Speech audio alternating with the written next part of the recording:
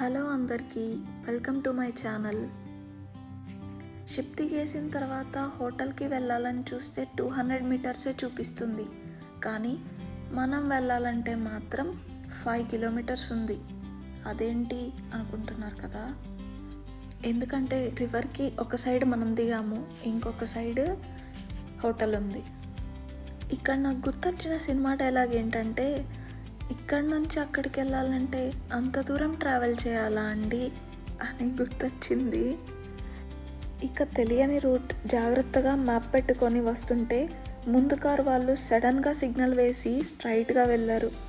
తప్పక సైడ్కి వెళ్ళాల్సిన మేము కూడా స్ట్రైట్గా ఇంకో 2 కిలోమీటర్స్ వెళ్ళి యూటర్న్ తీసుకున్నాం.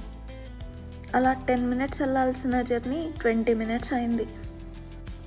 తీరా అక్కడికి వెళ్ళాక పార్కింగ్ లేక మళ్ళీ హోటల్ చుట్టూ 2 ప్రదక్షిణలు చేసి వేరే వాళ్ళు కార్ తీయగానే మేము పెట్టేసి లోపలికి వెళ్ళేసాం. ఏంటిది, షిప్ అంతా మళ్ళీ హోటల్కి వచ్చిందా అన్నట్లు అనిపించింది. ఎందుకంటే అందరూ షిప్ నుంచి దిగిన వాళ్ళే ఉన్నారు. 30 మినిట్స్ వెయిటింగ్ తర్వాత రూమ్ కీస్ తీసుకొని వెళ్ళాం. ఇంకా రూమ్లోకి వెళ్ళగానే అమ్మయ్య అనిపించింది. ఒక king size bed with balcony తీసుకున్నాము. ఒక మినీ ఫ్రిడ్జ్, అందులో కొన్ని ఐటమ్స్ యూస్ చేసుకుంటే మనవే, లేకపోతే వాళ్ళవి. ఒక లాకర్, ఒక ఐరన్ బాక్స్, ఒక టేబుల్, డ్రయర్ కూడా ఇచ్చారు. దివానా టైప్లో ఒక సోఫా, ఒక మినీ డైనింగ్ టేబుల్, 2 చైర్స్తో బాగుంది క్యూట్గా రూమ్. ఇక వ్యూ విషయానికి వస్తే రివర్ సముద్రంలో కలుస్తుంది. రివర్ పేరు వచ్చేసి మెర్సీ రివర్. కౌన్సిల్ అయితే ఇక్కడ ఏరియాని చాలా బాగా డెవలప్ చేసింది, చాలా నీట్గా కూడా ఉంది. ఎందుకంటే ఈ డెవన్పోర్ట్కి ఇదే మెయిన్ స్ట్రిప్, టూరిస్ట్ అట్రాక్షన్ కూడా. హోటల్ అంతా చాలా బాగుంది, రూమ్ కూడా చాలా బాగుంది. కానీ మాకు బాగా ఇబ్బంది అనిపించిన విషయం ఏంటంటే బాడీ వాష్, షాంపూ, కండిషనర్ అయిపోయినాయి, అవి రీఫిల్ చేయలేదు. మేము వాళ్ళకి చెప్పాము, కానీ వాళ్ళ నుంచి ఎటువంటి రెస్పాన్స్ రాలేదు. లక్కీగా మేము కొంచెం బాడీ వాష్ తీసుకెళ్ళాము కాబట్టి సరిపోయింది. ఇక ఈ రూమ్కి ఎంత ఖర్చు అయింది అంటే, ఈ రూమ్కి ఒక్క నైట్కి $350 అయింది. మేము వెళ్ళింది హాలిడే సీజన్ కాబట్టి అది కూడా 2 days ముందు బుక్ చేసుకున్నాము. ఏమన్నా తగ్గుతుందేమో అని చూస్తే అది వెళ్ళి కొండెక్కి కూర్చుంది. ఏం చేస్తాం, చూసి చూసి చూసి మేమే ఇంకా కొండెక్కాల్సి వచ్చింది. ఇంకోటి ఏంటంటే మేము బుక్ చేసుకుంది 2 days ముందు కాబట్టి రూమ్స్ అన్నీ దాదాపుగా అయిపోయినాయి. కార్నర్ రూమ్ వచ్చుంటే ఇంకా బాగుండేది, మధ్యలో వచ్చింది. బట్ ఓకే, రూమ్ అయితే దొరికింది. మన ఇండియన్ రూపీస్లో ఈ రూమ్ కాస్ట్ వచ్చేసి 18,000 చేంజ్ అయింది. పైగా ఇక్కడ 24 hours కౌంట్ చేయరు, ఓన్లీ 12 hours కౌంట్ ఉంటుంది. అంటే మేము నైట్ 8కి చెక్ఇన్ చేస్తే మార్నింగ్ 10కి చెక్అవుట్ టైం ఇచ్చారన్నమాట. ఫ్రెష్ అయ్యి కాసేపు రిలాక్స్ అవుతుంటే నాకు ఇక్కడ ఒక బాక్స్ ఎగ్జైటింగ్గా కనిపించింది. దాంతోపాటు ఇక్కడ ఒక సెక్షన్ కూడా ఉంది. మగ్స్, 2 types ఆఫ్ గ్లాసెస్ కనిపించాయి, దాంతోపాటు కెటిల్ కూడా. ఇంకా ఇక్కడ బాక్స్లో ఏముందని చూస్తే కాఫీ, 2 స్పూన్లు, different kind of green tea packets, ఇంకా షుగర్ ప్యాకెట్స్ కూడా. మెయిన్ ఏంటంటే మేము ఒక్క మూమెంట్ కోసం వెయిట్ చేస్తున్నాము, ఎప్పుడెప్పుడు వస్తుందా అనేసి. అదేంటి అంటే షిప్ మళ్ళీ వెంటనే రిటర్న్ అయిపోతుంది, 1.5 hourలో రిటర్న్ వెళ్ళిపోతుంది. మిస్ అవుతుందేమో అన్నట్టు బాల్కనీకి వెళ్ళి చూడగానే ఇంకా స్టార్ట్ అయిపోయిందనమాట. కరెక్ట్ టైంకి వచ్చామనుకున్నాం. చాలా బాగుంది వ్యూ అయితే, ఆ లైటింగ్స్ తోటి ఎంత బాగుందో చూడటానికి.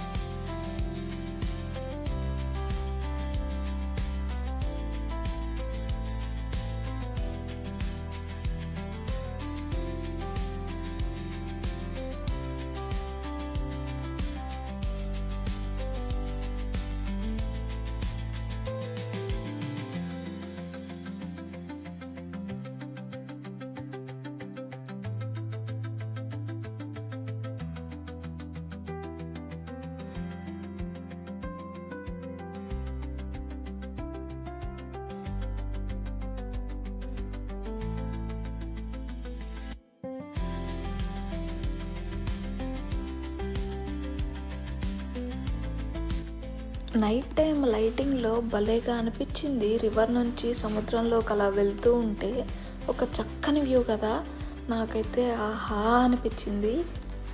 కాసేపు అలానే బాల్కనీలో కూర్చొని వ్యూని ఎంజాయ్ చేసాము, చల్లటి గాలి వస్తుంటే. ఈలోపు ఫుడ్ కూడా ఆర్డర్ పెట్టుకున్నాము. ఇండియన్ రెస్టారెంట్స్ చాలానే కనిపించాయి. షిప్ వెళ్ళిపోయిన తర్వాత ఫుడ్ అయితే వచ్చింది.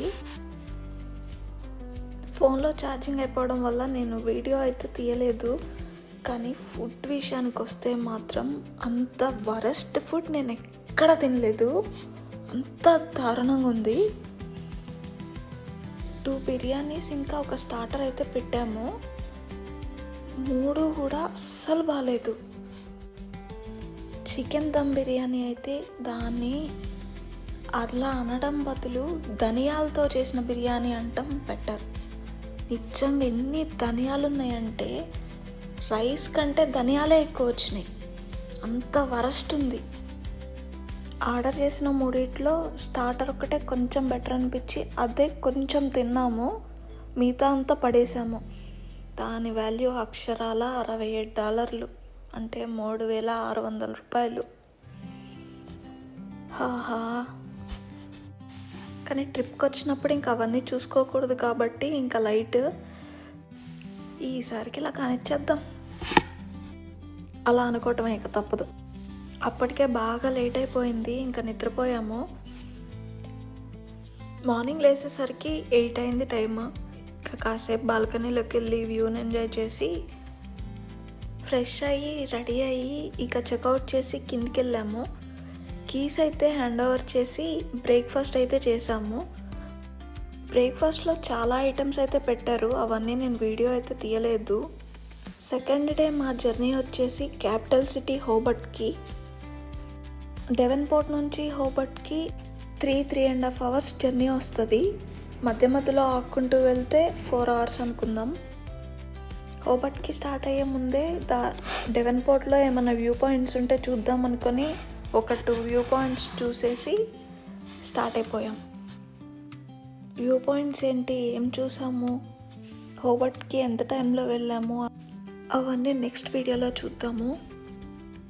ఈ వీడియో మీకు నచ్చిందనే అనుకుంటున్నాను, చాలా వరకు అయితే కవర్ చేశాను. ఈ వీడియో మీకు ఎలా అనిపించిందో కమెంట్ చేయండి. ఇప్పటివరకు వీడియో చూస్తే ఖచ్చితంగా సబ్స్క్రైబ్ చేసుకోండి. ఇంకా మంచి మంచి వీడియోస్తో మళ్ళీ కలుద్దాం. Bye bye.